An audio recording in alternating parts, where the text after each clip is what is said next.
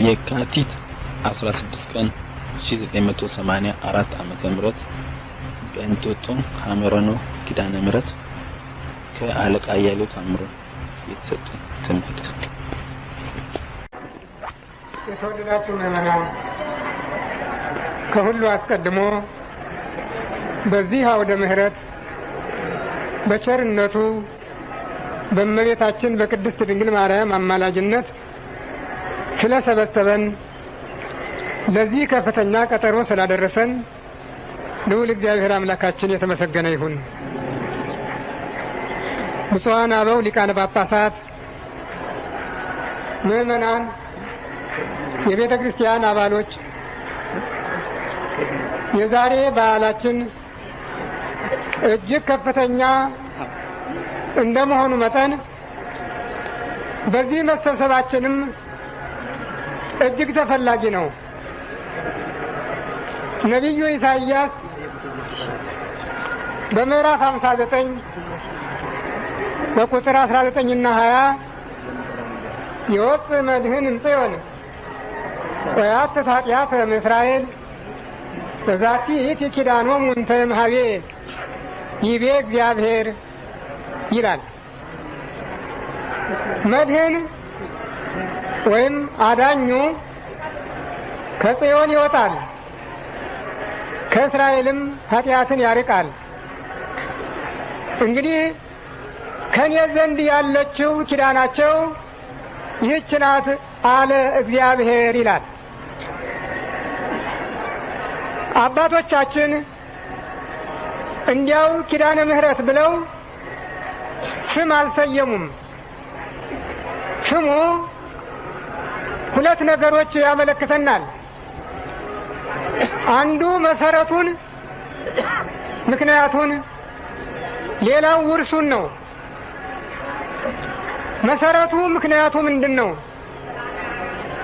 እመቤታችን ቅድስት ድንግል ማርያም አዘውትራ ከልጇ መቃብር ትጸልይ ነበርና በዛሬው ቀን ቃል ኪዳን የተቀበለችበት ቀን በመሆኑ ምክንያቱ መሰረቱ ይሁኖ ዕለቱ ኪዳነ ምህረት ይባላል። ሁለተኛው ግን በዚህ መነሻነት ስሙን ለእመቤታችን ሰጥተው ኪዳነ ምህረት እያሉ ይጠሯታል። ኪዳነ ምህረት ማርያም፣ የምህረት ቃል ኪዳን ማርያም ብለዋታል። ለምንድን ነው?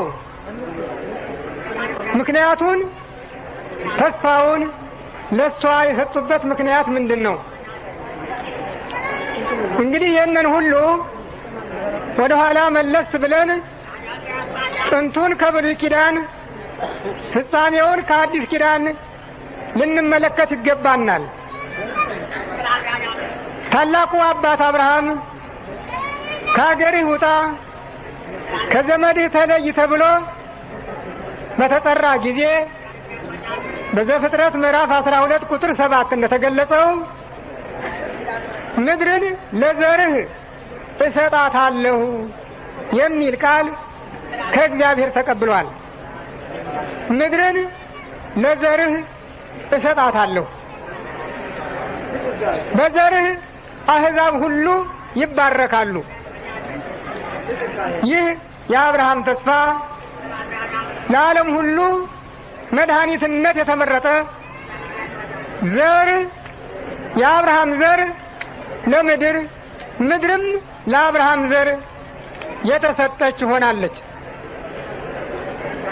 ቀደም ሲል አዳም ከገነት በወጣ ጊዜ ዮጊ ያሌል እዴሁ ወይነስ ምዕፀ ሕይወት ወይበል ወይሃዩ ለዓለም፣ አሁንም እጁን ዘርግቶ ከዕፀ ሕይወት ፍሬ በልቶ ለዘላለም ሕያው ሆኖ ይኖራል ብሎ እግዚአብሔር ተናግሮ ነበረ። ያቺ ዕፀ ሕይወት በገነት ያለችው አይደለችም። በገነት ያለችው ዕፀ ሕይወት መክና ቀርታለች። አዳም እግዚአብሔር ብላ ያለውን በልቶ አትብላ ያለውን ጠብቆ ኑሮ ቢሆን ሺህ ዘመን እየኖረ ከዕፀ ሕይወት እየበላ ሊታደስ የተፈጥሮ ስርዓት ነበረ። ነገር ግን አዳም የእግዚአብሔርን ትእዛዝ ተላለፈ፣ ቃል ኪዳኑንም አፈረሰ፣ ከሹመቱ ተሻረ፣ ከማዕርጉ ተዋረደ፣ ከርስቱ ከገነት ተሰደደ።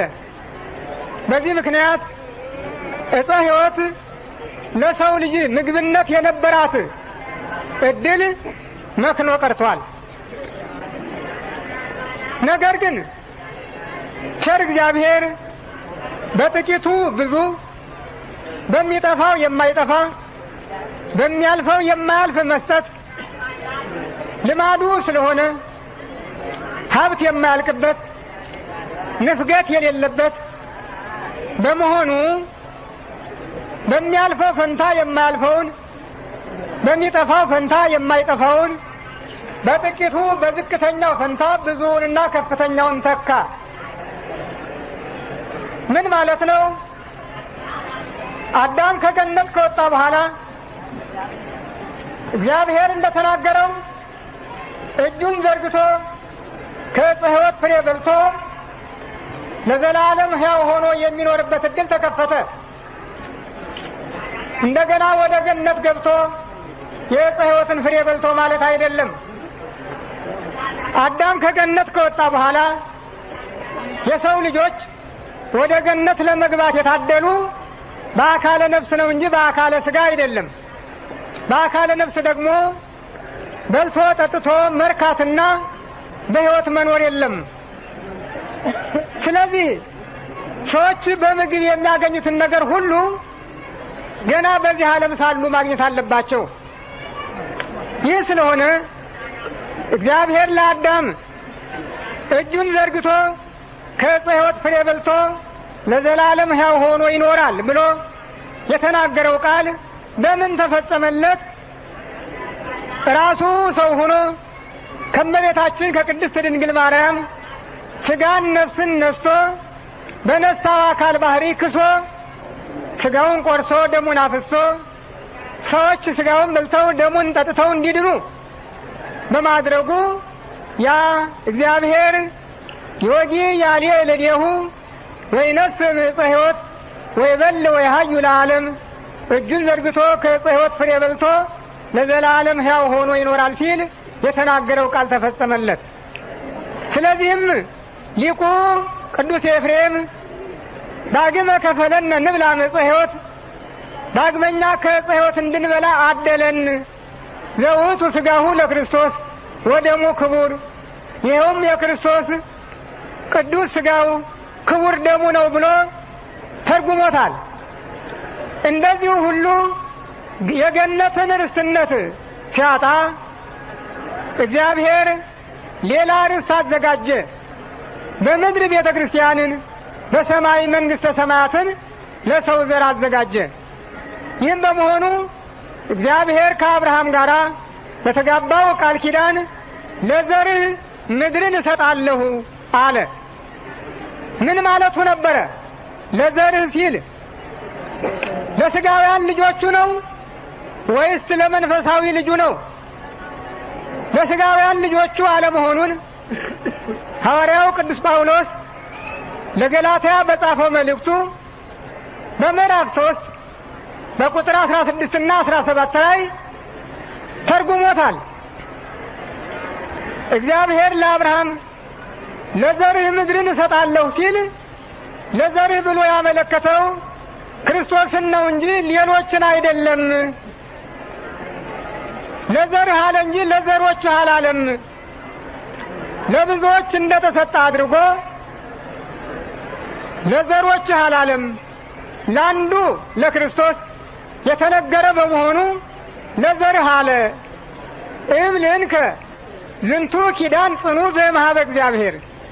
እንግዲያስ ይህ አነጋገር ከእግዚአብሔር የተሰጠ የማይፈርስ የማይለወጥ ለዘላለም የሚኖር ጽኑ ቃል ኪዳን ነው እላለሁ ይላል ቅዱስ ጳውሎስ። ዘርህ የሚለውን ቃል ትርጉም በዚህ ብቻ አላቆምም። የዚህን መሰረት ሲሻ እንደገና ወደ ኋላ ተመልሶ ለእመቤታችን ለቅድስት ድንግል ማርያም ሰጥቶታል። ለዕብራውያን በጻፈው መልእክቱ በምዕራፍ 2 በቁጥር 17 ላይ እግዚአብሔር የነሳውን ባህሪ አካል ከአብርሃም ዘር እንጂ ከመላእክት አልነሳውም ብሎ ለዘርህ የሚለው ቃል በመጀመሪያ ለእመቤታችን በሁለተኛ ለጌታችን እንደተሰጠ አብራርቶ ተርጉሞታል። ይህንን ተከትለን ስንመጣ ለዘርህ ምድርን እሰጣታለሁ ሲል እግዚአብሔር የተናገረው በቸርነት በቤዛነት ለራሱ በአማላጅነት በእናትነት ለእናቱ ለእመቤታችን ለቅድስት ድንግል ማርያም የዓለም ወይም ሰውና ጠቅላላው ልጁ የልጅ ልጁ ለእመቤታችን በቃል ኪዳን መሰጠቱን ያመለክተናል። ይህ ስለሆነ በመግቢያው እንደጠቀስኩት ሁሉ ነቢዩ ኢሳይያስ መድህን ከጽዮን ይወጣል፣ ከእስራኤል ኃጢአትን ያርቃል፣ እንግዲህ ከኔ ዘንድ የተሰጠቻቸው ከኔ ዘንድ የምትሰጣቸው ከኔ ዘንድ ያለቻቸው ኪዳን ይህች ናት አለ እግዚአብሔር ብሎ መናገሩን መሰረት አድርገው እመቤታችን ከልጇ መቃብር ላይ ቆማ ባቀረበችው ጸሎትና ምልጃ ልጇ ጌታችን አምላካችን መድኃኒታችን ኢየሱስ ክርስቶስ ያጸናላትን ቃል ኪዳን መሰረት አድርገው አበው ዕለቱንና እመቤታችንን ኪዳነ ምሕረት ብለው ጠርተዋል። ስለዚህ የካቲት ኪዳነ ምሕረት ብለን ዕለቱን ኪዳነ ምሕረት ማርያም ብለን እሷን እንመለከታለን። በዚህ ምክንያት ነው ዛሬ ከዚህ የተሰበሰብነው። እንግዲህ ኪዳነ ምሕረት ማርያም እንዲያው አይደለም በዛሬ ቀን እንድንሰበሰብ ምክንያት የሆነችን እነሆ ልጅሽ ነው፣ እነሆ እናትህ ናት ብሎ ልጇ ጌታችን አምላካችን መድኃኒታችን ኢየሱስ ክርስቶስ በዮሐንስ አማካይነት እኛን ለሷ ያደራ ልጆች እሷን ለኛ ያደራ እናት ባደረገ ጊዜ ለዘርህ ምድርን እሰጣለሁ ሲል የገባውን ቃል ኪዳን ማተሙ ነበረና በዚህ መሰረት እሷም ከልጇ መቃብር ላይ ቆማ ስሟን ለሚጠራ መታሰቢያዋን ለሚያደርግ ብቻ ሳይሆን በስሟ ለሚማጸን በአማላጅነቷ ለሚታመን ሌላ ቀርቶ ወንድ ልጁን ሴት ልጁን በስሟ ለሚሰይም ሁሉ በባሏ ቀን ዕጣን፣ መብራት፣ ልዩ ልዩ ንዋየ ቅድሳት፣ መጋረጃ፣ መጽሐፍ፣ ወይን፣ ሜሮን የሚቻለውን መባ ለሚያቀርብና የሚቻለውንም ሁሉ ለነዳያን በስሟ ለሚመጸውት ምሕረቱ ቸርነቱ እንድትጎበኘው ልጇን ፈጣሪዋን ኢየሱስ ክርስቶስን ለመነች፣ ማለደች። ቃሉ ጎልጎታ በተባለው መጽሐፍ ተዘርዝሮ ይገኛል። ልጄ ትለዋለች። ልጄ፣ ፈጣሪዬ፣ መድኃኒቴ፣ እኔ እናትህ፣ እኔ አገልጋይህ፣ እኔ ባሪያህ ዛሬ በፊትህ ቆሜ ጸሎቴን አቀርባለሁና ልመናዬን ስማ፣ ጸሎቴን ተቀበል፣ የሰውን ልጆች ከሲኦል ባርነት ነጻ አውጣቸው ብላ ለመነች። የለመነችበትም ምክንያት ነበራት። ብዙ ጊዜ ወደ ጸሎት በምትሄድበት ሰዓት አይሁድ እሷን ለመግደል ተጸርረው ይጠባበቋት ነበረ። ነገር ግን የልጇ የቸርነቱ መጋረጃ ይጠብቃት ይታደጋት ስለነበረና መላእክትም በቀን በሌት ሳይለዩ ያገለግሏት ስለነበረ አይሁድ ምን ጊዜም ሆነ 15 ዓመት ከጌታ ስቅለት በኋላ በዚህ ዓለም ስትኖር ስራዋን ያደናቀፉበት ጸሎቷንም ለማቋረጥ ምክንያት የሆኑበት ቀን የለም። ስለዚህም በዛሬው ቀን በጸሎት ከመሆኗ አስቀድሞ ቦታው ላይ እንደተገኘች መላእክት ነጥቀው ወደ ጽርሐ አርያም አወጧት። በዚያም ልጇ ፈጣሪዋ ጌታችን አምላካችን መድኃኒታችን ኢየሱስ ክርስቶስ ከአባቱ ከመንፈስ ቅዱስ ጋር በባህሪ ዙፋኑ ላይ ሆኖ እልፍ አእላፍ መላእክት ሲወድቁ ሲነሱ ሲሰግዱለት ሲያመሰግኑለት ነቢያት፣ ሐዋርያት፣ ጻድቃን፣ ሰማዕታት ዙሪያውን ከበው ሲያመሰግኑ ከዚያ አደረሷት። ልጇም በቸርነት ተቀብሎ ስሞ በሚገባው ስፍራ ካሳረፋት በኋላ ዙሪያውን ስትቃኝ አባቷ ዳዊት ከጌታ ዙፋን በታች ሆኖ በገናውን ይዞ ስሚ ወለቴ ወሪ ወአጽሚ እዝነኪ ርእሲ ሕዝበኪ ወቤተ አቡኪ እስመ ፈተወ ንጉሥ ነኪ፣ ልጄ ስሚ አድምጪ፣ ወገንሽን የአባትሽን ቤት እርሺ። ንጉሥ የዘላለም ንጉሥ ምድራዊ ንጉሥ አይደለም፣ ሰማያዊው መንፈሳዊው የዘላለም ንጉሥ እግዚአብሔር አንቺን ለተዋህዶ መርጦሻልና እያለ ይዘምርላት ነበረ። ከዚህ በኋላ የቅዱሳንን ዓለም እንዲያስጎበኟት ልጇ መላእክትን አዘዘና መላእክት የቅዱሳንን ዓለም እየዞሩ አስጎበኟት። ቅዱሳንም ሁሉ በየደረጃቸው በየማህበራቸው ቅድም በቅዳሴ ጊዜ አባቶች በተናገሩት ቃል ሰምታችሁ እንደሆነ ያብክም ወሀባለው ማህበረ ነቢያት ቅዱሳን ወማህበረ ሐዋርያት ፍናዋን ወማህበረ ሰማዕታት መዋያን ወማህበረ ጻድቃን ቡሩካን ወማህበረ መላእክት ትጉሃን ወማህበረ ደናግል ወማህበረ ካህናት ስዩማን ወማህበረ ደናግል ወመነኮሳት ፍጹማን ወምስለ ኩሉ ፍጻሜ ማህበራ ለቅድስት ሐቲን ተላይ ለኩሉ ቤተ ክርስቲያን ወምስሌሆሙ ታቦት ዘዶር እንተ ይእቲ እግዝእትነ ማርያም። የነቢያት፣ የሐዋርያት፣ የሰማዕታት፣ የጻድቃን፣ የመላእክት፣ የካህናት ማለት የቀሳውስት፣ የዲያቆናት፣ የኤጲስቆጶሳት፣ የጳጳሳት፣ የሊቃነ ጳጳሳት፣ የአርእስተ ሊቃነ ጳጳሳት እንዲሁም ደግሞ የደናግል፣ የመነኮሳት፣ የወራዙት በጠቅላላውም የቤተ ክርስቲያን ማህበር ተጠቃለው በሚገኙበት ወደሚገኙበት ከነሱም ጋራ ታቦት ዘዶር እመቤታችን ቅድስት ድንግል ማርያም ወዳለችበት ወደ መንግስተ ሰማያት ያግባችሁ ብለዋችሁ ነበረ። በዚህ መሰረት ቅዱሳን ሁሉ ደረጃ ደረጃ ማህበር ማህበር ክፍል ክፍል ወገን ወገን አላቸውና በያሉበት የሰፈሩበትን ስትጎበኝ እነሱም በክብር ተቀብለው ይትባረክ እግዚአብሔር ዘፈጠረ ለነ ኪያኪ ስጋ እምስጋነ ወአጽመ እምአጽምነ፣ አንቺን የስጋችን ቁራጭ የአጥንታችን ፍላጭ የባህሪያችን መመኪያ አድርጎ ከወገናችን ያስገኘልን እግዚአብሔር ይክበር ይመስገን። ብፁዓት አይንት ለሪያኪያኪ፣ አንቺን ያዩ ብፁዓን አይኖች ብፁዓን ናቸው። አንቺን የተሸከመች ማህፀን ቡርክት ናት።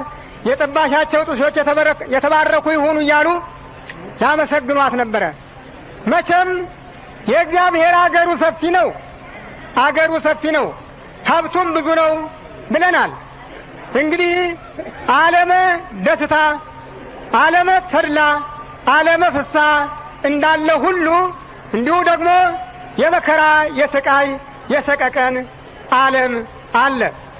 ቅዱሳን ጻድቃን ወራሾች አሉት እንደተባለው ሁሉ ደግሞ እምቢ ብለው የሸፈቱ እሱን ጠላት አድርገው ለሱ ጠላት ሆነው የኖሩ ምሕረት የማይፈልጉ ይቅርታ የማይጠይቁ ከዲያብሎስ ጀምሮ በሱ ፈቃድ ታዝዘው የሚኖሩ ስላሉ እነሱም የሚቀጡበት ሌላ ዓለም ደግሞ አለ። ስለዚህ ዓለመ ቅዱሳንን እንደጎበኘች ያኛውንም ዓለም እንድትጎበኝ ታዝዞ ነበረ። ቅዱሳን መላእክት ይዘዋት ወደዚያኛው ዓለም ሄዱ። ሁሉን ካየች በኋላ ወይ ለውሉደ ሰብ፣ በዚህ ዓለም ለሚኖሩ ለሰው ልጆች ወዮላቸው ብላ እንባዋን አፍስሳ ስትመለስ ወደ ቤቷ አልገባችም። ከልጇ መቃብር ላይ ቆማ ምርር ባለ እንባ ይህንን ላይ አስቀድሜ ያዘከርኳችሁን ምልጃ ለልጇ ለፈጣሪዋ አቀረበች። ልጄ ሆይ በጠባሃቸው ጡቶች በዳሰሱ እጆች 9 ወር ከ5 ቀን በተሸከመች ማኅፀን ሰማይ ምድር የማይችሉ ሲሆኑ እኔ እንድሸከምህ በማድረግህ በቸርነትህ ተማጽኜ እለምንሃለሁ የሰውን ልጆች ከሲኦል ነጻ አውጣቸው ብላ ማለደች፣ ተማጸነች፣ ለመነች፣ እንዋን አፈሰሰች።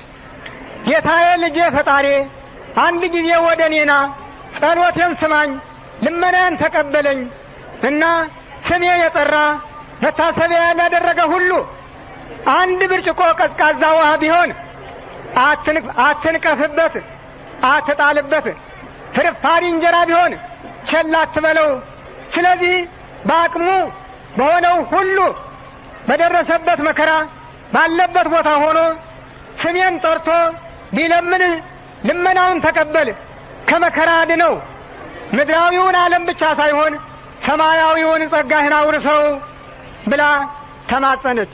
እሱም እልፍ አእላፍ መላእክትን አስከትሎ በቦታው ተገኝቶ እናቴ እናቴ ወዳጄ የለመንሽውን ልመናሽን ተቀብዬሻለሁኝ፣ ሰው የሆንኩ ሥጋ የለበስኩ ያንቺን ፈቃድ ላልፈጽም ነው ወይ ብሎ ፈቃዷን ተቀብሎ ምልጃዋን አጽንቶ በዛሬው ቀን የምህረት ቃል ኪዳን ስለሰጠ እነሆ በዚህ ቦታ ሳይሆን በዚህ ቦታ ብቻ ሳይሆን ስሟ በተጠራበት ቦታ ሁሉ ተሰብስበው በዛሬው ቀን ምዕመናን ሁሉ ስሟን የልጇንም ስም አጣምረው በጸሎት ሃይማኖት በእንተ ማርያም መሐረነ ክርስቶስ ስለ ማርያም ብለህ ማርያምን ደስ ይበላት ብለህ ስለኛ የተማጸነችውን የተማለለችውን የጸለየችውን የማለደችውን እናትን ደስ ይበላት ብለህ ማረን፣ እዘንልን፣ እራራልን፣ ይቅርበልን እያሉ ይጸልያሉ።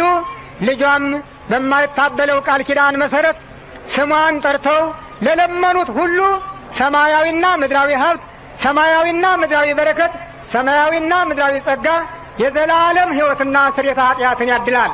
ለዚህ ነው የተሰበሰብነው። ደስ ይበላችሁ፣ ደስ ይበለን። ሙሉ ምሕረት ተገኝቷል።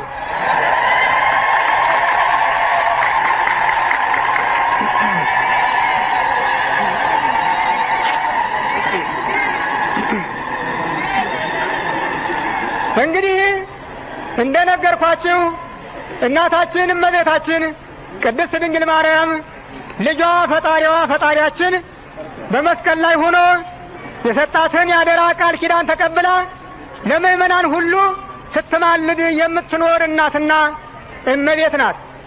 ይሄ ለክርስቲያኖች ሁሉ ለሚያምኑባት ሁሉ የተሰጠ ተስፋ ነው። ለእኛ ለኢትዮጵያውያን ግን እንደገና በራት ላይ ዳረጎት በዳቦ ላይ ሙልሙል እንደሚባለው ልዩ ዕድል አለን። ልዩ ዕድል ተሰጥቶናል። ይኸውም በስደቷ ጊዜ ልጇን አምላካችንን አዝላ ግብፅን በጎበኘች ጊዜ እንዲሁም ደግሞ ለግብፅ እንደተነገረው ሁሉ ለኢትዮጵያም በፍኖቶሂ ዘእምዓለም ርኢኩ አይጻዳተ ኢትዮጵያ ይደነግጻ፣ ከጥንት የታሰበ መንገዱን አይቻለሁ፣ የኢትዮጵያ አውራጃዎች ይደነግጣሉ። ኢትዮጵያ ታበጽሕ እደዊሃ በእግዚአብሔር ይምጽኡ ተራብልትም ግብፅ፣ ኢትዮጵያ ታበጽሕ እደዊሃ በእግዚአብሔር። ማላጅቱ እናቱ ተማላጁ ልጇ ከግብፅ ይምጡ ይመጡ ዘንድ ኢትዮጵያ እጆቿን ወደ እግዚአብሔር ትዘረጋለች ተብሎ በተነገረልን ትንቢት መሰረት ኢትዮጵያን ስትጎበኝ አገሪቱን ርስት ሕዝቧን አስራት አድርጌ ሰጥቼሻለሁ ብሎ በዕለተ መስቀል ከሰጠው ቃል ኪዳን በፊት የብኩርና ልጅነት ለእኛ ለኢትዮጵያውያን ስለሰጠ እኛ ኢትዮጵያውያን ለእመቤታችን የብኩርና ልጆች፣ እመቤታችንም ለእኛ የብኩርና እናታችን ስለሆነች በዚህ ደግሞ የበለጠ ልንመካና ደስ ሊለን ይገባል።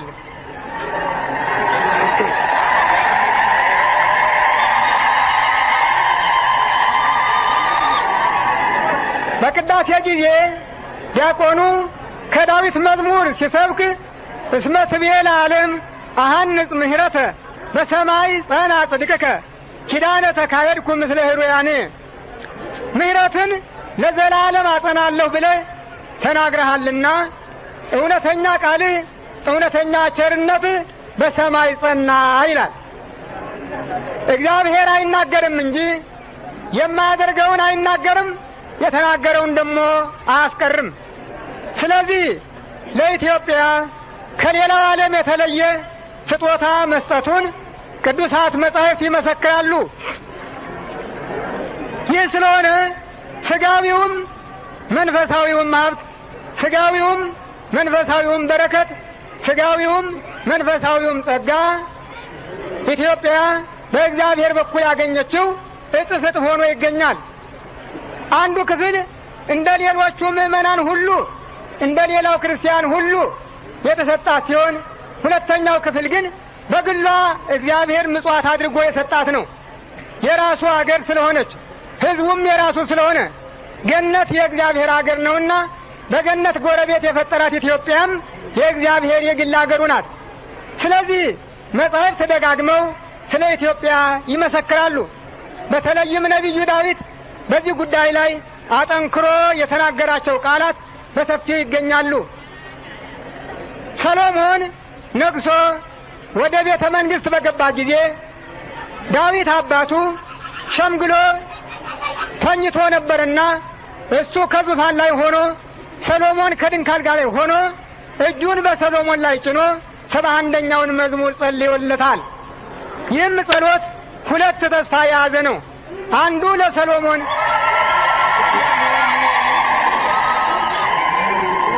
አንዱ ለሰሎሞን ሁለተኛው ግን ለኢትዮጵያ የተሰጠ ነው። ስለዚህ እግዚኦ ኩነኔ ከሀቦ ለንጉሥ፣ ፍርድህን ለንጉሡ ስጠው፣ ጽድቀ ከኒ ለወልደ ንጉሥ፣ እውነተኛ ቃልህን ግን ለንጉሡ ልጅ አድርግለት ይላል። ከዚህ ጀምሮ እስከ መጨረሻ ያለው ቃል በሥጋ ለቀዳማዊ ምኒልክ በመንፈስ ግን ለክርስቶስ የተነገረ ስለሆነ ይገንዩ ቅድሜሁ ኢትዮጵያ ወጸላይቱ ያመደ ይቀምሁ፣ ኢትዮጵያውያን ይገዙለታል፣ ጠላቶቹ ይዋረዳሉ ተብሎ ተገልጿል። በዚህ መሰረት ነው እንግዲህ የኢትዮጵያ ዙፋን ለረጅም ዘመን ጸንቶ የኖረው። እግዚአብሔር ኪዳነ ተካሄድኩ ምስለ ሕሩያኔ ከመወዳቸው ከመረጥኳቸው ጋራ ቃል ኪዳን አጥንቻለሁ ብሎ በተናገረው መሰረት ዙፋኑ እንደ ፀሐይ ደምቆ እንደ ፀሐይ ሙቆ እንደ ጨረቃ ደምቆ እስከ ዓለም ፍጻሜ እንዲኖር ለዳዊት በሰጠው ቃል ኪዳን መሰረት የኢትዮጵያ ዙፋን ከዳዊት ዙፋን የኢትዮጵያ ዘውድ ከዳዊት ዘውድ ተጣምሮ ነው 3000 ዓመት የኖረው። ዛሬ ግን ሲበዛ ጨው ይመራል ወይም ማር ይመራል እንደሚባለው ሁሉ አባቶቻችን አክብረው ተጠንቅቀው የእግዚአብሔር ቸርነት የእግዚአብሔር ጸጋ መሆኑን አውቀው ነገስታቱ ነግሰናል ብለው ሳይታበዩ የእግዚአብሔር ባሮች ነን የእግዚአብሔር አገልጋዮች ነን ብለው የእግዚአብሔር እንደራሴ መሆናቸውን አምነው ተቀብለው ሕዝቡም ደግሞ ነገስታት ከሆኑ ብሎ እንደ ሮም ወይም እንደ ልዩ ልዩ የአውሮፓ ሀገሮች ነገስታትን አማልክት ናቸው ብሎ ነገስታቱን ሳያመልክ ለክብራቸው በአምልኮት ሳይንበረከክ እግዚአብሔር ያሳየው ክርስቶስ ያመልክቶ እያለ ፍጡራን መሆናቸውን እየገለጠ ለነሱ እየጸለየ ፍርድ ሲጠይቅ መኖሩን አምነው ተቀብለው አገሪቱ የእግዚአብሔር መንግስቱ የእግዚአብሔር አስተዳደሩ የእግዚአብሔር ሕዝቡ የእግዚአብሔር መሆኑን አውቀው በጥንቃቄ ጠብቀውት ኖረው ነበረ። የዛሬው ትውልድ ግን ምቾት በዛበት መሰለኝ፣ ክብር በዛበት መሰለኝ፣ ቅንጦት በዛበት መሰለኝ ያንን እንጀራ ረግጦ ነቅፎ ወሩሮ ጥሎ ድህነትን ከኮሙኒስት ተበድሮ እነሆ ሲጨነቅ ሲጠበብ ይኖራል። የኮሙኒስት ሕይወት በዓለም በግልጥ ታይቷል። በተለይም ኢትዮጵያ ድጋፍ አድርጋው የነበረችው የሸምበቆ ምርኩዝ ሶቪየት ህብረት ዛሬ እምን ላይ እንደደረሰ ሁላችንም የምናውቀው ነው። ነገር ግን ስንባጩ ደግሞ በመሃልቻችን ገብቶ አሁንም አልወጣ ብሎ እያስጨነቀን ነው። ስለዚህ ኢትዮጵያውያን እባካችሁ ስሙ፣ እባካችሁ ተመለሱ። ምን ያህል ግፍ ነው የተፈጸመው? ኢትዮጵያውያን በስህተት የሚፈጽሙት ኃጢአት እንዳለ ነው እንጂ በግፍ በጭካኔ የሚደረግ ኃጢአት ከቶ አልነበረም። እግዚአብሔርን የሚፈሩ ሰውን የሚያፍሩ በይልንታ የሚኖሩ ስለሆነ ታናናሹም ታላላቁም ምንም እንኳን ኃይል ቢሰማቸው ገንዘብ ቢበዛባቸው ምናልባት የህሊና ትምክህት ይኖራቸው እንደሆነ ነው እንጂ በአፋቸው ባለጠጎቹ ድሃውን ለማኙን የኔ ቢጤ እያሉ ነበር የሚጠሩ። የኔ ቢጤ ማለት ምን ማለት ነው? እሱ እንደኛ ባለጸጋ ነው ማለት እኮ አይደለም። እኔ እንደሱ ድሃ ነበርኩ እግዚአብሔር እዚህ አድርሶኝ ነው እንጂ ማለት ነው። ደካማው ብርቱው፣ ጤነኛው ድውዩ አንድ ሆነው እግዚአብሔርን ሲማጸኑ የኖሩባት ሀገር ነበረች። ስለዚህ ተሳስቶ ወንጀል የሰራ እንደሆነ ተሳስቶ ነፍስ የጠፋበት እንደሆነ አገር ለቆ አገር እሺ አልቻሉትም እንጂ አንገታቸው እስኪሰበር ቢያጣምሙ ቢያጠኑም አልቻሉትም እንጂ መንግስቱን እንደሆነ ተሸክመውት ነበረ። ነገር ግን ከወሰዱ በኋላ ያሳደጓቸውን ያስተማሯቸውን ክፉና በጎ ያስለዩአቸውን ንጉሠ ነገሥቱን ቢሆን ባቆዩአቸው ባይሆን ደግሞ ከገደሉ በኋላ ቅበሩ ብሎ መስጠት ሲገባቸው እንዴት ባካችሁ እንዴት በባዶ ያለ ከፈን የንጉሠ ነገሥት ሬሳ ጉድጓድ ውስጥ ይጣላል? 3 ሜትር ጥልቀት እንዴት እንዲህ ይደረጋል? ክብራቸው ይቅር አባትነታቸው አያሳዝንም ወይ? እነዚያን ተማሪዎች ሲያስተምሩ በየትምህርት ገበታቸው እየዞሩ ወጥ እየቀመሱ ሰሃን እየተሸከሙ ወይን ብርቱካን እያደሉ አላስተማሩም ወይ? አላባበሉም ወይ? አልለመኑም ወይ? አባቶቻቸው አንሰጥም ቢሏቸው በገንዘብ እየገዙ አላስተማሩም ወይ? ታዲያ ብር አበደረ አፈር እንዲህ ያለ መልስ ይሰጣሉ? የባካችሁን እምቢ ብንል ሌላውን እንተው እንጂ ምን ነው ጽድር ቢፍ መስራቱን ለምን ብንተው አይሻልም ነበር ወይ? እነዚህ ሰዎች ገና ጃንሆይ በእስር በነበሩ ጊዜ ከሚያደርጉት ጭካኔ ሌላ በዕለተ ሞታቸውም ብፁዕ ቅዱስ አቡነ ቴዎፍሎስ ሄደው ሬሳቸውን ስጡን ብለው ጠየቁ። ለምን ከዚህ በፊት 60 ሰዎች ሲገደሉ ለምን አልጠየቃችሁም አሏቸው። እነሱማ በተገደሉ ጊዜ የፖለቲካ ውሳኔ ተሰጥቷልና ያላችሁን አሉ። እንግዲህ እሳቸውን ግን እስከ ዛሬ ጠበቅናቸው፣ ረዳናቸው፣ አስታመምናቸውና በእግዚአብሔር ፈቃድ ሞቱ ብላችኋል። ጥሩ ካደረጋችሁላቸው እግዚአብሔር ዋጋቸውን ይክፈላችሁ። አሁን ክርስቲያን ናቸውና ኢትዮጵያዊ ክርስቲያን ናቸውና የኦርቶዶክስ ቤተክርስቲያን አባል ናቸውና ጥንቱን በዕለተ ጥምቀት ኋላም በዕለተ መንግስት ከዚያ ያደረሰቻቸው ቤተክርስቲያን ስለሆነች ከዚያም ጋራ የቤተክርስቲያን ልዩ ጠባቂ እንደመሆናቸው መጠን ዛሬ አስከሬናቸውን ተቀብለን እንደ ስርዓቱ ፍታቱን አሟልተን በክብር ማሳረፍ እንፈልጋለን ብለው ቢጠይቁ እንግዲያው በእነዚያ ላይ የመግደል የፖለቲካ ውሳኔ እንደወሰን በሳቸው ላይ አስከሬናቸውን ላለመስጠት የፖለቲካ ውሳኔ ወሰነናል ብለው ነው የመለሷቸው። በዚህ ምክንያት ነው ብፁዕ ቅዱስ አቡነ ቴዎፍሎስ ከዚያ ተመልሰው ቅድስት ማርያም ቤተክርስቲያን በሌላው ማዛመት ባይቻላቸው ባሉበት ቤተክርስቲያን ፈታታቸውን አስፈትተው ጸሎታቸውን ጸልየው ወደ ቤታቸው ገቡ። ብዙ ሰዎች ስለ ብፁዕ ቅዱስ አቡነ ቴዎፍሎስ ሲናገሩ አላወገዙም፣ አልገዘቱም፣ በጊዜው መናገር ይገባቸው ነበር እያሉ ይወቅሳሉ። ማንን ይዘው ነው የሚገዝቱ? ማንን ይዘው ነው የሚያወግዙ? ማን ነው የሚወገዝ? የሚገዘት እኮ ሃይማኖት ያለው ነው፣ እግዚአብሔርን የሚፈራ ነው፣ ሰውን የሚያፍር ነው። እንዳይወገዝ እንዳይገዘትማ አንድ ጊዜ ደምድሞ እንደ ፈረስ ጆሮ እንደ ሰላጢን ጉረሮ ትንሹ ትልቁ ድሃ ባለጸጋው ምሁሩ ተማሪው እግዚአብሔር የለም ብሎ አንድ ወገን ሆኖ ተነስቷል። ታዲያ ማንን ነበር የሚያወግዙት? የምትወቅሱ ሰዎች ሁሉ ማን ነው ያውግዙ ብላችሁ የምትፈርዱባቸው? ስለዚህ በጊዜው ግን እንደ አስፈላጊነቱ ሄደው አስከሬኑን ጠየቁ። ላለመስጠት የፖለቲካ ውሳኔ ወሰናል ብለው መለሷቸው። ከዚህ በኋላ ግን እንኳን ሰው እግዚአብሔር ያገኘውን ብለው ነው መሰለኝ አሰቡ።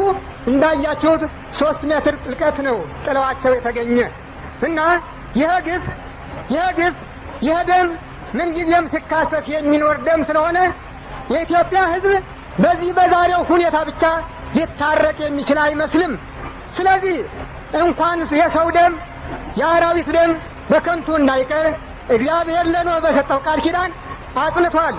በዘፍጥረት ምዕራፍ 9 እግዚአብሔር ከኖህ ጋራ ቃል ኪዳን ባደረገ ጊዜ የሰውን ደም ሰው እንዳያፈስ ከዛም አልፎ የአራዊትን ደም እንዳያፈስ ይህን ቢያደርግ ግን እንደሚበቀለው ተናግሯል። አባቶቻችን አደን በበዛበት ወራት የአውሬ ተስካር እንኳን ያወጡ ነበረ። እንግዲህ እንደዚህ ከሆነ እንግዲህ ከአዲስ አበባ ጀምሮ ሞላው ኢትዮጵያ። ከዚያ በፊት ግን የአዲስ አበባ አድባራት ገዳማት አለቆችና የሰበካ ጉባኤ አባሎች ምዕመናንም ተባብራችሁ የጃንሆይን ተስካር ማውጣት አለባችሁ። የጃንሆይን ተስካር የእነዚያን የስሳውን ሰዎች ተስካር የብፁዕ ቅዱስ አቡነ ቴዎፍሎስን ተስካር ማውጣት፣ ስማቸውን በጸሎት ሃይማኖት ማስጠራት፣ በመገበሪያ በቁርባን ስማቸውን ማስጠራት ይገባቸዋል። ይህ የሆነ እንደሆነ ኃጢአቱ ይሰረያል፣ ማቱ መቅሰፍቱ ይመለሳል፣ ምህረቱም ይመጣል። ያለዚያ ግን እንጃ ይቅርታ እንዲያው አይመጣም። ማጎንበስ፣ አንገትን መስበር፣ ወገብን መስበር ያስፈልጋልና ወደ ንስሐ ብንመለስ ይሻላል። እመቤታችን እስከ ዛሬ ጠብቃ እኖራለች። ዛሬ ግን እምቢ ብለናታል። እምቢ ማለት ብቻ አይደለም። ነቢዩ ወአለፈም ትዕቢት ልቦሙ ልባቸው ከትዕቢት አለፈ ብሎ እንደተናገረው ዛሬ ያለው የኢትዮጵያ ወጣት ትውልድ ልቡ ከትዕቢት አልፏል። አገሩን ነቅፏል፣ ክብሩን ተጸይፏል፣ ወላጆቹን ነቅፏል፣ ወላጆችን ይሰድባል። አመፀኞች ነበሩ፣ ደም አፍሳሾች ነበሩ፣ ግፈኞች ነበሩ እያለ አባቱን ይሰድባል። ከየት እንደመጣ አይታወቅም። የደንቆሮ ትውልድ፣ ገልበጥባጣ ትውልድ፣ ምላሰ ደካማ ትውልድ፣ ከሐሜት በቀር ስራ የማይችል ደካማ እምነት የለሽ እምነተ ጎደሎ ትውልድ አባቶቹን ይሰድባል። የማን ልጅ ሆኖ ነው ዛሬ በጉራ ብቻ በቋንቋ ብቻ አውሮፓዊ አሜሪካዊ ሆኖ ኢትዮጵያዊነቱን ዘንግቶ አባቶቹን ይሳደባል? እና የትውልድ ከትዕቢት አልፏል። ከዚያም አልፎ የእግዚአብሔርን የአምላክን እናት እመቤታችንን ቅድስት ድንግል ማርያምን ይሰድባል። የታለችና ነው? ሞታ የለም ወይ? ሬሳ ሆና የለም ወይ? የደረቀች የሰለተች አይደለችም ወይ ያለ ይሰብካል። ያውም ክርስቲያኖች ነን የሚሉት ወገኖች ናቸው ይህንን የሚናገሩት። በልጇ ደም ድነናል፣ በልጇ ደም አድገናል፣ በልጇ ደም የመንግስተ ሰማያትን መክፈቻ ተቀብለናል የሚሉ የቤተ ክርስቲያን ወገኞች እንበላቸው እንጂ ወገኖች አይደሉም። ወገኞች እመቤታችንን እየሰደቡ ልጇን እናመልካለን ይላሉ። ይህ ትውልድ ታዲያ በምንድን ነው ይቅርታ የሚያገኘው? ከዚያ አልፎ ደግሞ አልበቃው ብሎ እግዚአብሔር የለም የሚል የኮሚኒስት ዲቃላ፣ የሌኒን የማርክስ ዲቃላ ሆኗል። እግዚአብሔር የለም አዋጣም። የለመድረስ ነው። ሰማይ ብትወጡ ምድር ብትገቡ የእግዚአብሔር ክንዱ አጭር አይደለችም። ሁሉንም ትዳስሳለች። ወደ ላይ ብቅ ያለውንም ወደ ታች ዝቅ ያለውንም አንድ ጊዜ በኩርኩም ያስተካክለዋል፣ ያማተዋል፣ ያጋጨዋል፣ ያስተካክለዋል፣ ይደለድለዋል። እንዲህ ሆኖ አይቀርም። ስለዚህ መሰብሰቡ ብቻ አይበቃም፣ እዚህ መጠራቀሙ ብቻ አይበቃም። ልባችን ጭምር እንዲመጣ ያስፈልጋል። እግራችን ብቻ አይደለም፣ ልባችን ጭምር እንዲመጣ ያስፈልጋል። እግራችን ብቻ አይደለም፣ ልባችን እንዲደክም ያስፈልጋል። ልባችን እንዲሸነፍ ያስፈልጋል። ከእግዚአብሔር ዙፋን ፊት ልባችን እንዲንበረከክ ያስፈልጋል። ምህረት ትፈልጉ እንደሆነ፣ ይቅርታ ትፈልጉ እንደሆነ፣ የጸጋ ምጽዋት ትፈልጉ እንደሆነ ቀኑ እየቀረበ እየመሸ እየጠበበ እየመጣ ነውና የምጥ ቀን ከመድረሱ አስቀድሞ አሁኑኑ ንስሐ መግባት ይመረጣል። ኢትዮጵያውያን ጌታችንን ወደ እግዚአብሔር እንመልስ። በተለይም ክርስቲያኖች አሁን ያመጡ ክርስቲያኖች ናቸው። በልዩ ልዩ ቋንቋ ልዩ ልዩ ወገን ፈጥረው የሚያስቸግሩት እግዚአብሔርን የሚያስቸግሩት ክርስቲያኖች ናቸውና ክርስቲያኖች እንዲታረሙ ያስፈልጋል። ኢትዮጵያውያን ስሙ፣ የእግዚአብሔርን ቃል ስሙ። ወደ እኔ ተመለሱ እመለስላችኋለሁ ይላል እግዚአብሔር። ወደ እኔ ተመለሱ እመለስላችኋለሁ ይላል እግዚአብሔር። ወደ እኔ ተመለሱ እመለስላችኋለሁ ይላል እግዚአብሔር። ከዚህ በቀር ይሄ እንዳው ዝም ብሎ በየሜዳው እንደ ክረምት እንቁራሪት መጫወቻውና መፎከሩ የሚያዋጣ አይሆንም። አርማ አንድ አርማ፣ የኢትዮጵያ አርማ አንበሳ ዘእምነገደ ይሁዳ ኢየሱስ ክርስቶስ። ሰንደቅ ዓላማ አንድ ሰንደቅ ዓላማ፣ የኢትዮጵያ ሰንደቅ ዓላማ ሶስት መልክ አብ ወልድ መንፈስ ቅዱስ አንድ አምላክ ተብሎ ሲመሰገንበት ሲመለክበት የኖረው አንድ ሰንደቅ ዓላማ፣ አንድ ሕዝብ፣ አንድ ወገን፣ አንድ ኢትዮጵያዊ እንጂ አማራ፣ ትግሬ፣ ጎንደሬ ማለት የለም። እምቢ አለ ከእግዚአብሔር በረከት የተለየ ነው። እሺ አለ ከእግዚአብሔር በረከት ተሳታፊ ነው። የእግዚአብሔር ሰይፍ ተመዟል። እንዳው አይመለስም። ዳኛው መሪው፣ የሰልፍ መሪው ቅዱስ ሚካኤል መላእክትን አስከትሎ ወጥቷል። የሚቀጣውን ይቀጣል፣ የሚሾመውን ይሾማል፣ የሚሽረውን ይሽራል። ስለዚህ የተመለስክ ትድናለህ፣ ያልተመለስ ግን ሞት ተፈርዶብሃል። ይሄ የማይቀር ነገር ነው። ታገኘዋለህ ደግሞ ነገ ተነገ ወዲያ የሚባል አይደለም። እንግዲህ ወደ እመቤታችን መምጣት ማለት ወደ እመቤታችን መማፀን ማለት በንጹህ ልብ መምጣት ነውና በንጹህ ልቡናችን ወደ እመቤታችን ወደ ቤተ ክርስቲያን ወደ አምላካችን እንመለስ። ብዙ ተናገርኩ፣ ጊዜያችሁን ወሰድኩባችሁ። ስለሚያናድደኝ ስለሚያበሳጨኝ ስለሆነ ይቅርታ እጠይቃለሁ። በተለይም ብፁዓን አባቶችን እዚህ እያሉ በእነሱ ላይ ይህን ያህል ረጅም ጊዜ መውሰዴ የሚያሳዝን ነው። ሆኖም እንደሚታገሱኝ ተስፋ አደርጋለሁና አሁንም እግዚአብሔር የሰጣችሁ የበረከት ምንጮች ከዚህ ተሰልፈው ተቀምጠውላችኋል። እስመ ብዝሃ ጠበብት መድኃኒተ ዓለም ውእቱ። የሐኪሞች ብዛት የዓለም መድኃኒት ነው፣ የአዋቂዎች ብዛት የዓለም መድኃኒት ነው ብሎ ሰሎሞን እንደተናገረው የመምህራን የአበው የጳጳሳት የሊቃነ ጳጳሳት ብዛትም ብዙ በረከት የሚያስገኝ ስለሆነ እንግዲህ በረከታቸውን ተቀብላችሁ ከቃላቸው ተምራችሁ ደስ እያላችሁ ወደ ቤታችሁ እንድትገቡ የአምላካችን ፈቃድ ይሁንልን። ደግሞ ለዛሬ ዓመት ደርሰን እንዲሁ ለመሳተፍ ያብቃን።